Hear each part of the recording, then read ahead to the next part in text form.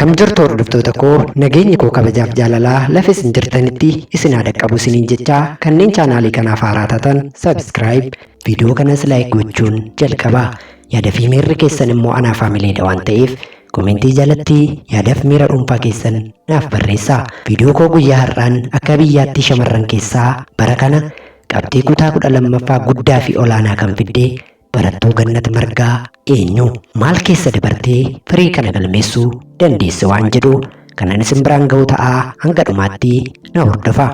Barattuu Gannat Margaa magaalaa Asaasatti maatii harka qalleeyyii keessaa dhalattus sammuun ishee garuu warra Finfinnee fi magaalota fooyyee qaban keessa jiraatan bira darbeera. Bara kana akka Itoophiyaatti barattoota qormaata kutaa 12ffaa yookaan seensa yuunivarsiitii qoraman 530 keessaa 48,920 kan ta'an qofatu darbani.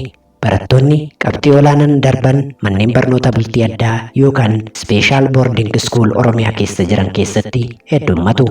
Akka shamarraniitti barattuu Gannat Margaa fi barattuu Hayimaanot Yohaannis firii qormaata biyyoolessaa bara 2017 qabxii wal fakkaataa 579 fiduun tokkoffaa qabataniiru. Barattuu Gannat Margaa gosa barnoota qoramte keessaa afaan Ingilizii 95, herreega 100, fiiziksii 100, keemistirii 93, baayoloojii 98, aptituudii 93 fidde. Barattuu Hayimaanot Yohaannis ammoo afaan Ingilizii 94, herreega 98, fiiziksii 96, keemistirii 98, baayoloojii 97, aptituudii 96 fidde. Qormaata bara kanaan qabxii olaanaan kan galmaa'e dhiirani. Barataa Kaalid Bashiir mana barumsa bultii addaa Ifa Baruu Dodolaa irraa qabxii 600 keessaa 591 fiduun akka biyyaatti tokkoffaadha. Ammoo barattuu Gannat Margaa kan akka shamarraniitti qabxii olaanaa ta'e fiddes manuma barumsaa kanarraati. Barataa Caalaa Garramaa ammoo mana barumsa bultii addaa Ifa Baruu Amboo irraa saayinsii hawaasatiin 600 keessaa 562 fiduun sadarkaa duraa qabatee jira. Barattuu Gannat qabxii kana fiduun miirri addaa akka itti dhagahame yoo himtu 600 keessaa 579 qabxii baay'ee guddaadha. Anillee baay'een gammade jechuun yaada ishee kennitee jirti. Jalqaba wayita qabxii ilaallattu amanuun akka itti ulfaatee fi rifattee akka turte sababa isaas akkanaan ibsite. Qabxiin kun kan Hayimaanot barattuu Finfinnee irraa qabxii 579 fidde faana wal fakkaata. Dogongora jedheen yaade baay'ee na shakkisiise. Barattuu Gannat Margaa icciitiin milkaa'ina ishee yeroo isheetti sirnaan fayyadamuun ala waan biraa akka hin taane ibsite. Yeroo kiyya sirrittan fayyadamaa bakka adda addaatti yeroon balleessu hin qabu. Qo'annaa irrattan dabarsaa, kitaabota garaagaraa nan dubbisa, viidiyoowwan barnoota dabarsanis YouTube irraa nan ilaalaa kan jedhu yaada isheeti. Manneen barnootaa bultii addaa Oromiyaa keessa jiran barattoota dandeettii qaban dorgomsiisee kan fudhatu yoo ta'u, manneen barnootaa kaan waliin wal bira yoo qabamu barnoota qulqullina qabu kennuun beekama. Meeshaalee deeggarsa barnootaa, manneen kitaabaa, laaboraatoorii akkasumas barsiisota ga'umsa qabaniin dabaalamee barnoonni barattoonni argatan daran akka dandeettii isaanitti fayyadaman isaan taasiseera. Barattuu Gannat Margaas kanarraa fayyadamuu ibsite.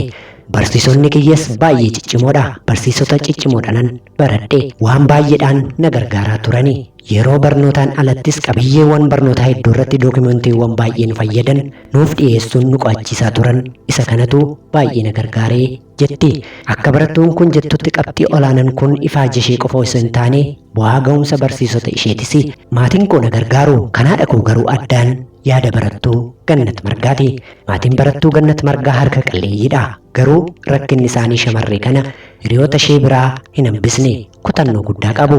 Akkuma hiriyoota ishee umurii ishee waggaa 7tti daree barnootaa tokko jettee eegalte umurii ishee waggaa 18tti amma akka biyyaatti beekamteetti. Kutaa gariirraa eegaltee sadarkaa 1ffaa hanga 3ffaa keessa ba'aa kan turte. Waayita Dodolaatti mana barumsaa sadarkaa 2ffaa barataa turtes.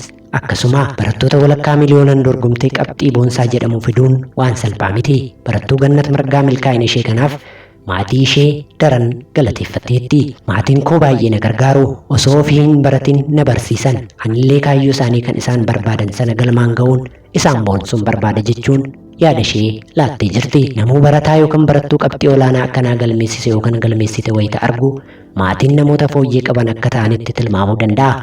Yeroo baay'ee barattoota collee akkasii maatii hojjettoota mootummaa ta'aniin wal qabsiisu. Maatiin barattuu Gannat Margaa garuu akkas miti. Hojjettoota mootummaas qonnaan bultootas miti. Maatii harka qalleessa, maatii hojjetee na barsiisedha. Keessattuu na faana dhaabbattee kan na barsiiste harmee kooti jette. Maatiin barattuu Gannat Margaa haati abbaanis yoo naga'anii milkaa'ina intala isaanii arguutti guddoo gammadaniiru. Wal bira jiraachuu baatanis garuu akka kutannoon ishee bira dhaabbataa turan himte. Kan isaan hojjetan hojii guyyuuti. Abbaan koos na gargaara garuu yeroo ammaatti haadha koo faana wal bira hin jiraatanii. Haati koo hojii guyyaa hojjechuun hedduu na utubaa turte. Barattuun kun barnoota isheen erga milkooftee amma booda duubatti deebi'uu hin barbaaddu. Kanaaf ammoo gargaarsa feeti. Osoon gargaarsa argadhee biyyoota alaatti iskoolarshippiin baradhee natti tola. Gara fuulduraatti maatii koo fi biyya koo kana caalaa boonsuun waanan barbaaduuf gargaarsa argadhee osoon biyya alaatti barnoota koo baradhee hawwii koodhaa jetti. Barattuu Gannat Margaa damee barnoota saayinsii uumamaa kan baratte yoo ta'u, fuuldurattis barnoota fayyaan wal qabatan irratti xiyyeeffachuu akka barbaaddu himte. Hawaasa ishee rakkoo fayyaa adda addaaf saaxilamu argaa guddatte kanaaf furmaata fiduuf damee saayinsii fayyaa irratti akka fuulleffattee dubbatte. Barattuun kun yeroo Itoophiyaatti qabxiin barattootaa akka malee gadi bu'etti qabxii baay'ee olaanaa ta'e fiduun ishee ni yaadatama. Kanaafis barattootaaf gorsa qabdi. Yeroo isaanitti sirnaan yoo fayyadaman wanti hundinuu ni milkaa'a. Milkaa'inni jabaatanii qo'achuudhaan dhufa. Jabaadhaa qo'adhaa, yeroo keessan sirnaan fayyadamaan dhaamsa koodha jechuun ergaa ishee barattootaaf dabarsitee jirti. Egaan kabajamtoota hordoftoota koo viidiyoon ani guyyaa har'aa isiniif qabadhee dhufe kanuma irratti xumuree jira.